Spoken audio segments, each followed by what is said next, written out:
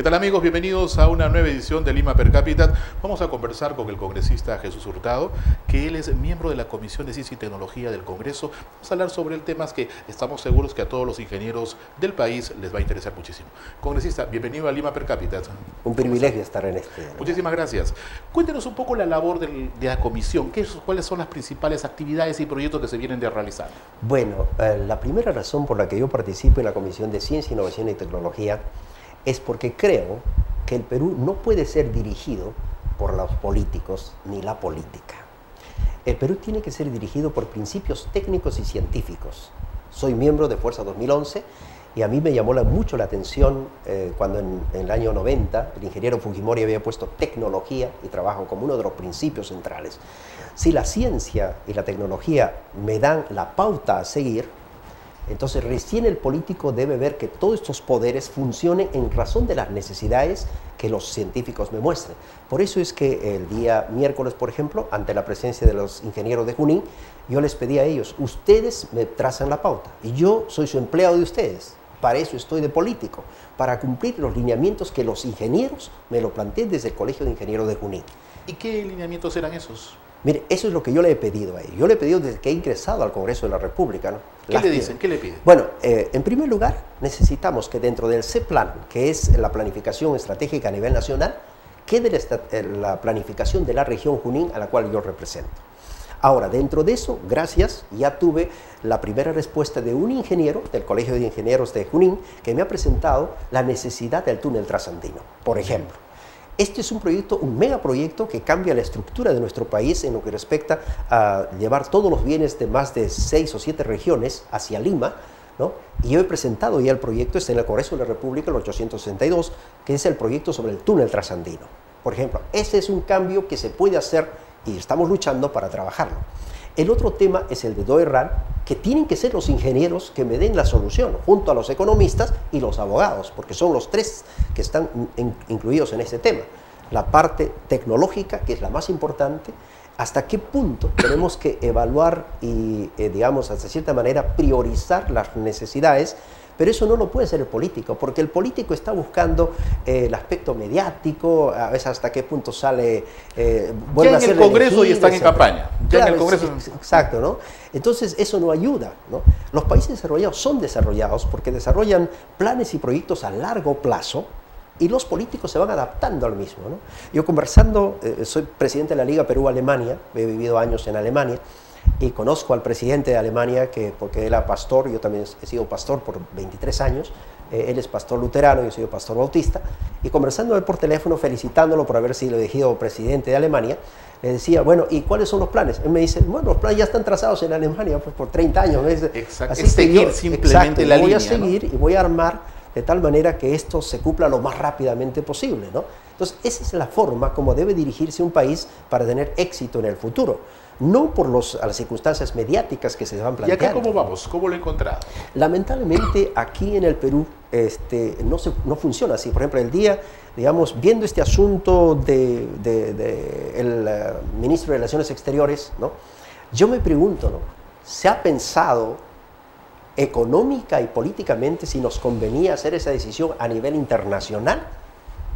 No a nivel mediático, yo tengo una reunión aquí, claro, y bueno, voy a quedar bien contigo y digo tal cosa. No, no, no. Está delante el tema de la Haya, está delante las inversiones de Inglaterra, está todo esto, y a nivel de, como dicen los alemanes, se dice Weltanschauung, una cosmovisión del mundo, yo me ubico y sé lo que tengo que hacer.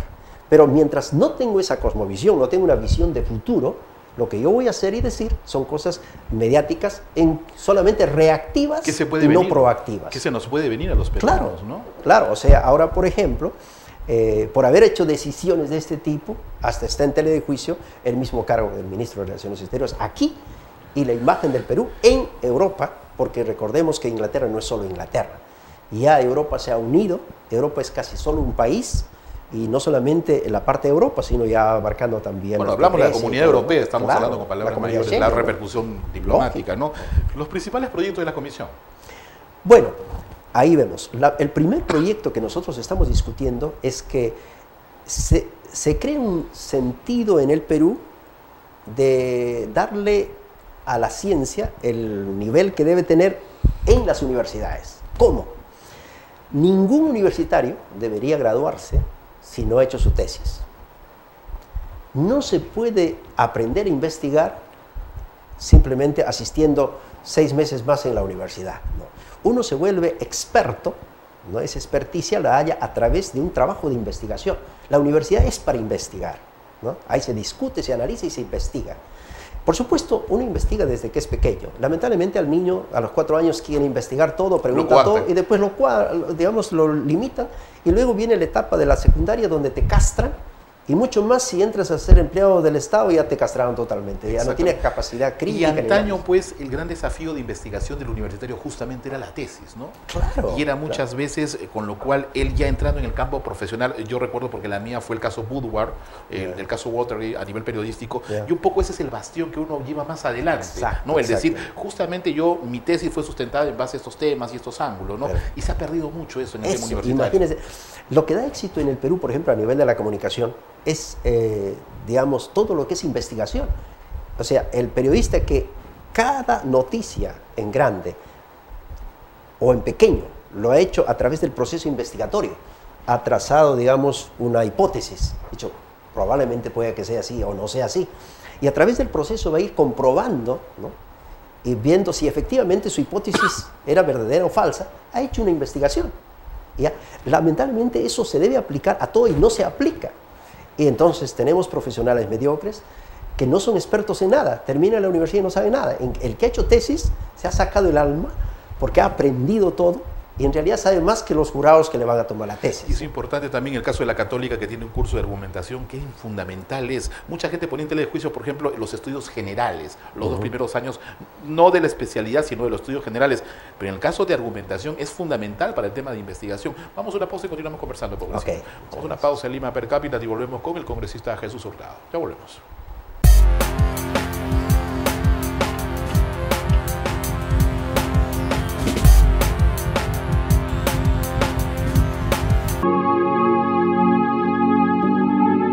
Continuamos en Lima Per Cápita conversando con el congresista Jesús Hurtado. Hay algo muy importante que se le puede venir a los próximos años del Perú en el tema de ciencia y tecnología, congresista. Va a entrar capital extranjero, van a haber fondos. Se puede, el siguiente paso de un país que quiere al menos estar en vía de desarrollo debe ser invertir en su tecnología, en su ciencia. ¿Qué hacer en los próximos años? ¿Qué se le puede venir al Perú en el próximo año? Mire, en primer lugar, habría que sanear la inversión que ahorita tenemos. Por ejemplo, se ha invertido, no solamente por el Banco Interamericano de Desarrollo, sino también con recursos propios, se ha invertido para tecnología acá a través del CONCITEC y otras instituciones. Lamentablemente, ahora la Comisión en sus labores de fiscalización hemos entrado en un proceso de evaluación y estamos viendo que el dinero que ha entrado se ha repartido en una forma, digamos, ya delincuencial, podemos decir, ¿no?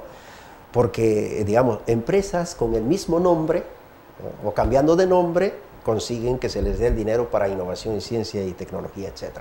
Entonces, ahí la cosa está bastante difícil. Hay que crear los mecanismos legales y en eso estamos, porque a la vez que hacemos la fiscalización, ¿no?, a todo el dinero que ha entrado para investigación, ciencia y tecnología, estamos desarrollando la parte estratégica. ¿Qué leyes vamos a hacer para evitar que todo ese capital que venga se maluse el dinero? Mire, tanta inversión, estamos hablando de 76 millones y no tenemos ni siquiera una posibilidad de que de algo que se haya investigado acá se haya puesto al mercado mundial para venderlo como un avance de la ciencia. No es posible. Y no, es que no solamente no hay intención política, hay malos manejos, que es peor aún. Ese es el problema central. Entonces, en la última reunión de la Comisión de Ciencia, Innovación y Tecnología se ha hecho un trabajo muy serio. Yo creo que aquí va a saltar a la luz dentro de muy poco otro escándalo enorme, porque hay cosas muy serias, y hemos aprobado en la Comisión de Ciencia, Innovación y Tecnología, en la última sesión del lunes pasado, que se le va a dar a la Comisión de Ciencia, Innovación y Tecnología el poder de ser fiscalizador ahora.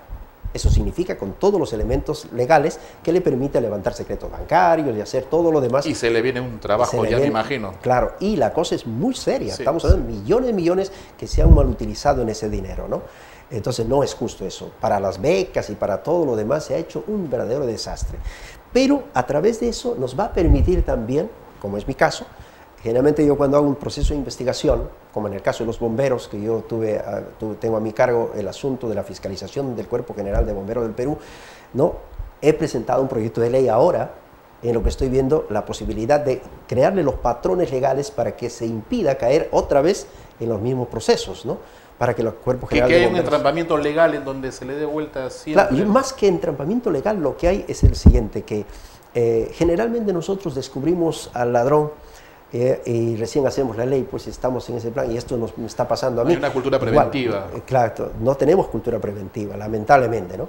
Pero bueno, tenemos que hacerlo. Entonces, esperamos que la inversión que se esté haciendo después en el futuro, con todo lo que se tenga, digamos, un avance en el futuro. Yo tengo un asesor ad honorem en mi despacho, un magíster de la Universidad de Cambridge, ¿no? Rupert Griffiths. Con él estamos trabajando un tema, por ejemplo, de ciencia, que es que eso también va a ser un gran logro para el Perú, ¿no? Vamos a hacer que el Parque Nacional de Otishi sea considerado el primer laboratorio mundial de biodiversidad en el mundo. El Parque Nacional de Otishi es 8 veces más importante que la isla Galápagos. Y lo tenemos nosotros acá.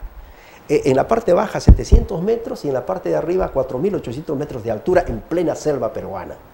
Pues la cantidad de microclimas que hay, la cantidad de biodiversidad. Hay dentro de ellos, solo lo hemos visto por arriba con el helicóptero, hay tribus no contactadas que nunca han salido a la civilización, no se sabe qué hablarán porque nadie ha podido entrar en ese lugar. Y uno en la selva encuentra riqueza, por ejemplo, en el río Amazonas, hay una parte de la vertiente del río Momón donde el Amazonas cambia de color y hay delfines rosados que están siendo depredados. Tanto por hacer en este país, impresionante. Exacto, nosotros somos un país maravilloso, ¿no? Maravilloso. Y yo pienso que el problema también es que no lo hemos comparado, ¿no? Aquellos que hemos tenido el privilegio de viajar en muchos países del mundo, estudiar en muchas universidades, hace posible que nosotros evaluemos. Y cuando yo regresaba de Alemania, recuerdo en plena época del terrorismo, y en el aeropuerto me decían, usted está loco, ¿por qué regresa acá? Y yo le decía, no señor, ahora he comparado y sé que estoy en el paraíso y no tengo que irme a la esclavitud. Y me dijo, ¿por qué la esclavitud? Sí, le digo, si usted camina 8 cuadras en Alemania, va a encontrar 300 letreros que dicen verboten, verboten, prohibido, prohibido, prohibido. Yo vengo al país de la libertad o del libertinaje, pero vengo aquí donde se puede hacer historia y allá ya todo está hecho, aquí para empezar. Entonces, el Perú tiene pues ingentes posibilidades en todo lo que es ciencia, innovación y tecnología. Nosotros podemos ser productores de tecnología, de biodiversidad en el mundo, porque tenemos los espacios ya dados por la naturaleza, en este caso por la creación. Entonces, aparte de eso, que podemos proveer al mundo, podemos proveer tecnología. Vamos a suponer solo en el agro. ¿Qué país del mundo tiene la cantidad de microclimas que nosotros tenemos?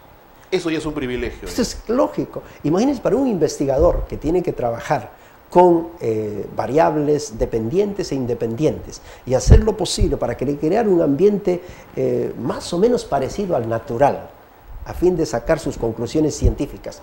Aquí lo tenemos pragmáticamente hecho, no necesitamos.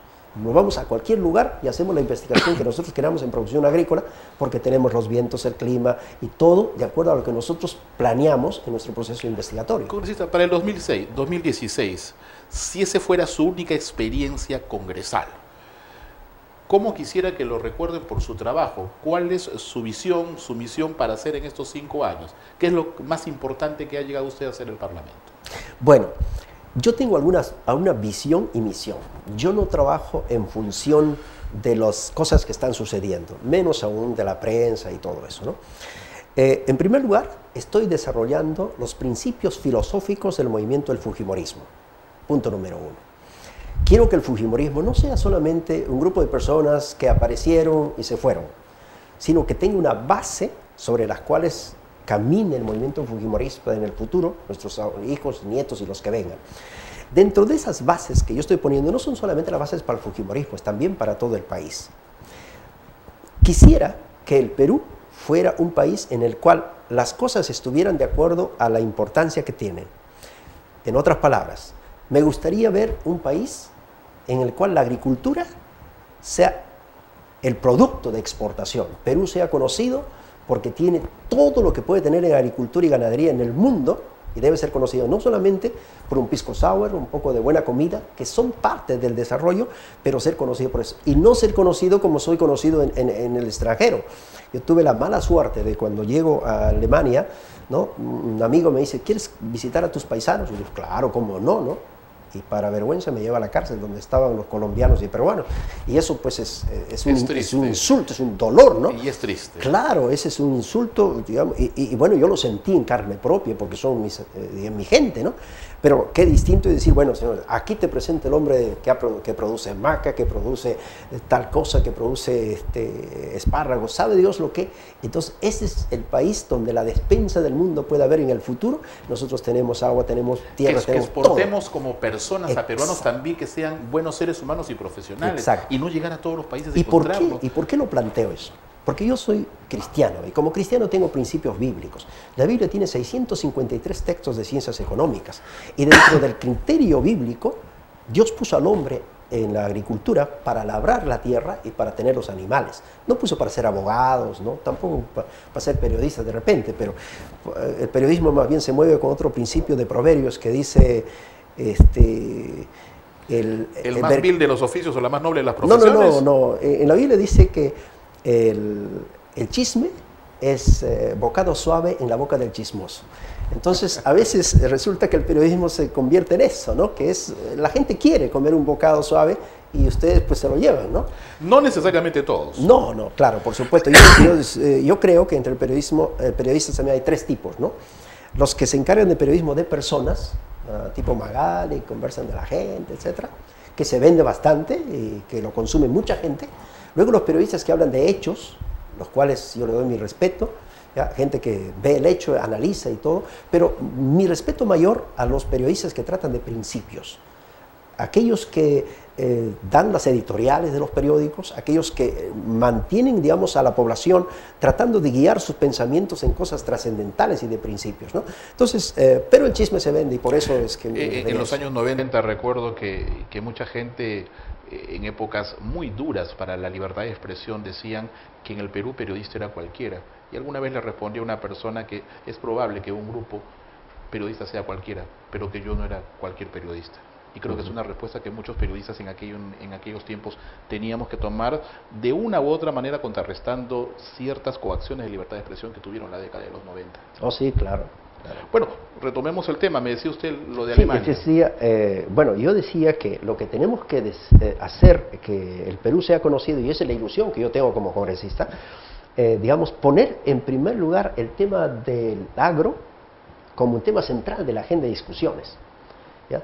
Entonces, sí, porque ahí está nuestra base, no en la minería. La minería es extractiva, sacan el dinero, digamos, el oro se nos llevan, pero si eso puede llegar a convertirse en, digamos, un elemento de levantar el agro. Por ejemplo, nosotros tenemos en la región Junín, del cual yo represento, tenemos el mejor asiento para fosfatos, vender fosfatos al mundo.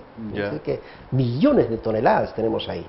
Y eso, digamos, con la tecnología de Israel, yo estoy invitando a los ingenieros de Israel que están viniendo a mi región, ¿no? Para hacer un entrenamiento a los ingenieros y a las comunidades. Yo puedo captar que usted un poco que quiere darle la profundidad a la filosofía del pensamiento que podría llamarse en un momento pensamiento Fujimori. Bueno, eso es lo que trato de hacer, ¿no? Trato de hacer porque en los últimos años yo he observado que la gente se ha comportado políticamente tratando de dejar atrás la filosofía y los principios, ¿no? Como diciendo, eso ya no es importante, ¿no? Y yo digo que hasta el día de hoy los que han movido la historia han sido los filósofos. Siempre. Marx... Mientras el mundo sea mundo, la filosofía, Marx no los principios siempre tienen que ser importantes. Marx no ha sido un político técnico pragmático, y sin embargo ha movido millones de pensamientos, no sé si para bien o para mal en el mundo, pero lo ha hecho. Igual cualquiera, Heidegger, Platón, Sócrates... El tema congresista es que, ¿quién sabe en estos momentos? No quiero subestimar ni ser peyorativo, pero en el común de la gente, en los jóvenes, que ya le están contando mal la historia de los terroristas de los años 90, ¿Qué pueden saber de Carlos Marx, del Capital, de la Revolución Bolchevique, de Vladimir Ilich Ulyanov Lenin, por irnos a un lado de la política del mundo? ¿Qué pueden saber de Estados Unidos, de la empresa norteamericana, del imperio yanqui? ¿Qué le puede saber? ¿Qué contexto verdaderamente de análisis latinoamericano o mundial puede tener común de la gente? Ese es el gran problema. Claro, y tú hacías mención hace poco a la importancia, por ejemplo, de los estudios generales, donde tú recibes una cosmovisión del mundo que te permite analizarlo, cuestionarlo. El Perú, el grave problema que tiene es que no tiene una educación crítica, analítica, o sea, lógica y filosófica. En los países desarrollados, yo he vivido años en Alemania, las discusiones empiezan digamos, en el Congreso. El Congreso, que es el Bundestag, tira la idea a toda la población. Se discute en escuelas, colegios, los medios de difusión. Poco a poco va subiendo. Lo discuten después los filósofos, los especialistas de las universidades, los filósofos. Y terminan discutiéndolo los teólogos. Y ellos, en realidad, marcan la pauta para las leyes que salen en una nación. El campo ortodoxo es sumamente importante, entonces. Exacto, ¿no? Congresista, yo le agradezco su presencia aquí en Lima Per Cápita, esperamos tenerlo muy pronto de nuevo para temas de interés. Muchísimas gracias. Gracias también, muy amable. Volvemos en Lima Per Cápita la semana próxima. Permiso.